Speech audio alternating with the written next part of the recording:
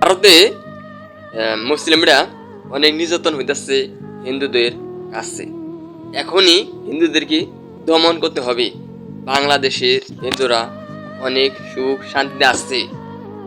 তারা যদি এভাবে ভাড়াবাড়ি করে, ভারতের মুসলিমদের যদি একটাঘাত করা হয়, বাংলাদেশ থেকে এর ব্যবস্থা নেওয়া হবে। শুধুমাত্র ভারতের হিন্দুদেরকে, বাংলাদেশের হিন্দুদেরকে আমরা কিছুই বলবো না।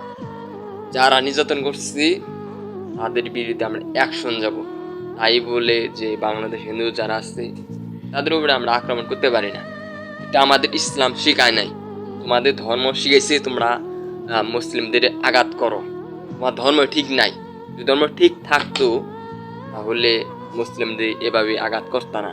আমাদের ধর্ম সঠিক, সেজন্যই আমরা কোনো ধর্ম বা জাতকে আমরা আঘাত করি না।